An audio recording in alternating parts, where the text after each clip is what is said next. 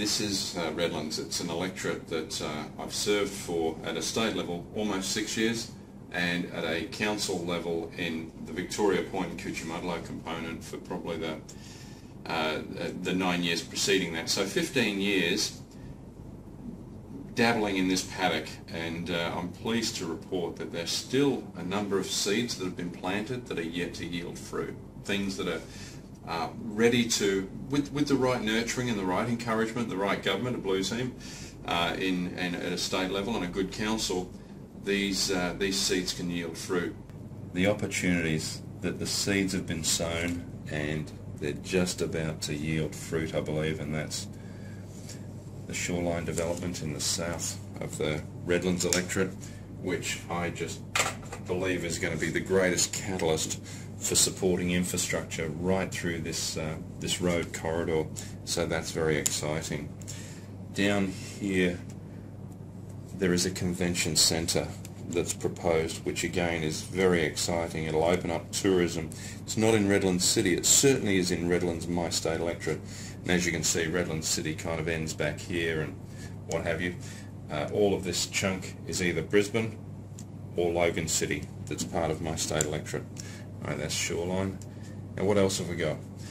Another really exciting area of opportunity in my view, and I'm having a little difficulty finding it. Ceremay. I think from a tourist point of view, Terry Morris is to be commended for what he's done so far, but more importantly, we need to be able to add a lot more opportunity to that project. We really need to make sure that he can have accommodation and all those things. The other good ones, of course, is the Bay Islands, but you know, if we can get a sort of a bridge across there or out across there to connect those islands, it just really opens up those opportunities. With all of these cane fields, you know, their future is uncertain. There's not enough money in the Coomera electorate. There's not enough money in cane, I don't believe, for these farms to be viable. If and when they fall to pressures of subdivision, great opportunity there to expand the business corridors along the highway and to open up for both residential and industry, but more importantly, opportunities for connections across the Logan River into Redlands.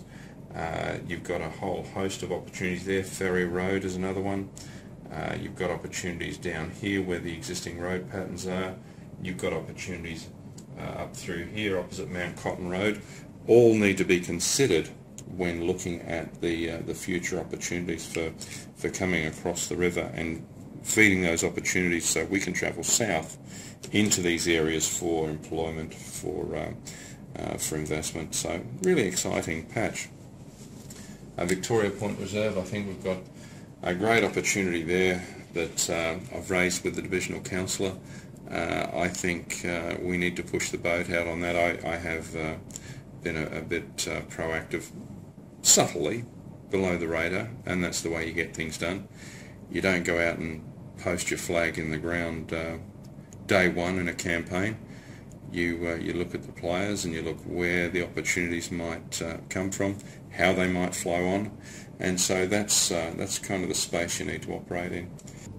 So I leave Redlands a far more exciting and cosmopolitan place than when I arrived here. Part of it has been fortunate through the timing. Some of it has been fortunate through the players that moved through this paddock at the right time.